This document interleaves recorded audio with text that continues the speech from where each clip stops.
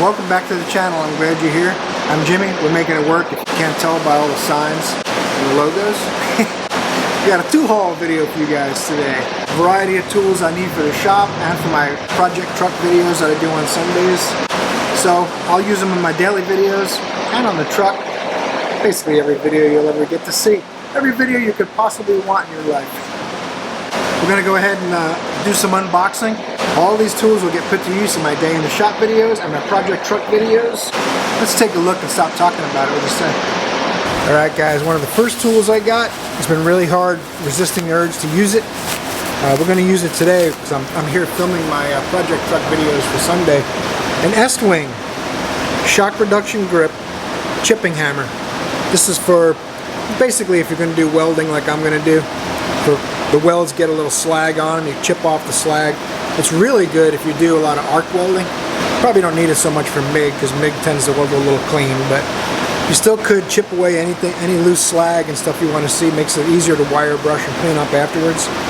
Anyone who knows Estwing knows they make a quality product. I got this on sale, $29.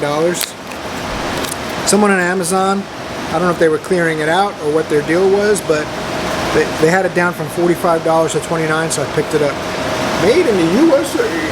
Handle's super nice. I've got another Estwing hammer. It's a little sledgehammer. I'll probably use this more than that. You could shape metal with this as well as chipping and cleaning up welds and whatever else you need. Finish on this thing is really nice. It's been clear coated, you know, so this is going to, over time, this is going to peel and do weird stuff when it gets some use, but that's okay. Comes out of the package looking nice, and that's all you can really go by, right? You're going to use the thing, you're going to beat it up a little bit. I'll show you what else we got. You guys have been hearing me talk about how I need a 3/8 chrome universal, I'm guessing. I've been using my impact ones, and a lot of times they don't fit in places, so I go to quarter drive. Well, this is another made in USA tool. This is a SK 3/8 chrome universal. I saw it was made in the USA before SK had switched over to Taiwan and China products. I'm not sure what will happen when it comes to time to warranty it if I wear it out, but since it's a chromie, I'll be a little gentle on it. I'm not going to abuse it too much. I'll switch over to impact when it's time for some abuse. So this thing should last the rest of my life, I would hope. Looks pretty well made, typical SK product. Nice and beefy, especially where it counts and where the roll pins are. It does feel a little notchy, rolling the joint around, but rolling the joint. It feels a little gritty. I'm kind of surprised at that, and the two joints feel a little different. This one's gritty and this one is just snug, but we'll give it some use, see how it holds up. SK, I'm expecting it to be a decent tool. They're not the most expensive, they're not the cheapest. It's a mid-grade tool, I would consider it. But I also got another tool. I'm missing some sockets. I'll show you guys. I'll take you over to my socket drawer. It might make more sense why I got this socket. It's a 33mm deep impact socket, 1/2-inch drive. So I'll show you guys what this thing looks like. Capri's got some good tools. I've got a couple of tools from them, quite a few actually. Some shallow impacts, 3/8. I got some Capri thin wrenches. I got a few things, a ratchet, and with the luck I've had with their tools being pretty good for what they cost, I said, you know what, my 1/2-inch sockets that I have gaps. I'm missing like 3 different sizes. There's 2 more I have to get. 27 and 26mm, I think. But I'll take you guys over to the toolbox and show you right now. What do you say? You can see where I'm missing a few sockets. I've got them all pretty much in order right here. So I got this 33 to fit right in this spot right here. And you can see how much it looks like the Sunex socket. This is Sunex, this is Capri. I mean, there's only so many ways to skin a cat, I suppose. But all the shoulders, this is a little sharper than this one. The bevels, all the little cutouts, which is, you know, where the socket pushes on the flat instead of the corner. So, very, very similar. I can't say if they're made by the same company for both brands, for Sunex and Capri. I know they're not tooling up to make their own sockets, or I shouldn't say I know. I don't suspect they're tooling up to make their own sockets. Maybe someone will know in the comments. You could help me out with that, but I'd still have to get a, let's see, this is a 25. That means I'm missing a 26 and a 28. This is a Pittsburgh 27. And people make fun of Pittsburgh and Harbor Freight all the time, but I've used this quite a few times. it's held up well. I haven't had any problems with it, so I might even consider Pittsburgh to fill those 2 gaps. That's how, because I think a lot of socket sets don't come with them because they must transfer over to standard in some way. But I just want them to have a complete set, and to know if I ever did need it someday, I have it. Let's show you what else we got. Enough about the socket. Another thing I got, as my buddy M. Leeser was pointing out, you need an air saw, Jimmy, when you work on your project truck. It'll get you into tight spots. Truth be told, I had one, but I bought a really cheap one on Amazon, and I bought it when I built a 49 Chevy pickup.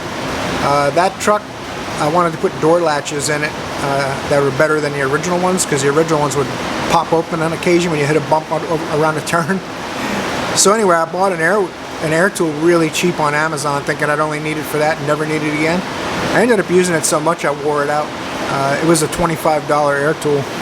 So this time I said, even though this is made in China, it's a better brand, Astro Pneumatic. I've had good luck with all their tools. If you guys aren't familiar with an air saw, that's what it looks like. My little cheap Amazon one, of course I'm going to open the box too. My little cheap Amazon one had a plastic cover I wanted to avoid, and that's one of the first things that broke. And then the internal stopped working not long after that. I'll show you what this looks like. Oh, it comes with a 5-piece blade set. I didn't know it was going to come with that. Comes with Allen's, which we got plenty of that. Comes with a blade in the tool as well. Nice. The reason I went with this one, it doesn't have the plastic cover on the bottom. A lot of the cheap ones have that plastic cover with a Phillips screw.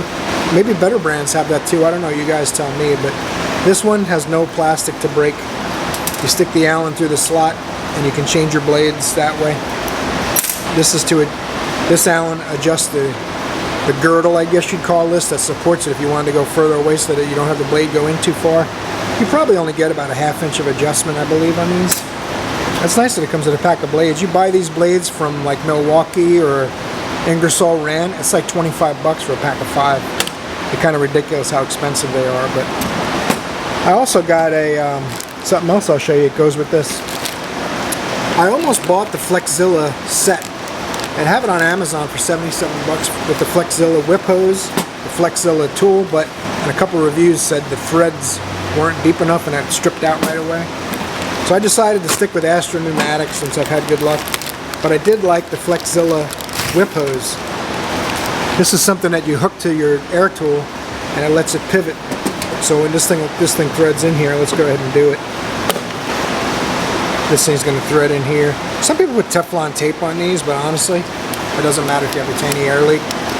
It's one thing if it's hissing and making all kinds of a racket, but I'm going to tighten this up with some tools after this video. The tiniest little air leak's not going to hurt anything. I'd only do that if I have it all together and it's hissing and making noises that are annoying. But I'll tighten it some more in a minute. But basically, you can see this thing allows full movement of the tool. You're not even thinking about the air hose while you cut it. Almost like having an electric one. Modern technology. I guess they can't make these last long enough, otherwise maybe someone would have one, right?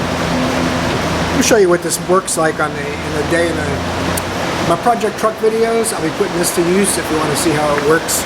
You'll be able to check one of those out the weekend after this video comes out. I'm sure I'll be using it on the truck. So I miss having one. I borrowed Paul's a couple times. Finally time to get my own. So I got some other things. We're not done yet. Alright, one more thing I got. The MacMan has a little discount bin on his truck. For 60 bucks, I couldn't pass it up. It's something that I think might come in handy with project videos. I may even also end up with day in the shop stuff that may get used in the shop. Comes with all these different bits, got a diagram showing you basically, it doesn't really tell you what you're going to use it for, it just describes which tool is which, so you can keep them in order or whatever. But I like to keep these foam things too. You guys keep those? I like to keep them, I don't know why, in case the tool might pop loose or something to stop it from going too far. Super sharp. I mean, you can do some damage with this tip. That thing's no joke. I don't know what you'd have to punch with that, but comes in the kit. I'll take it. 60 bucks. So these are nice small roll pin punches, and basically how these work is they go into this tool.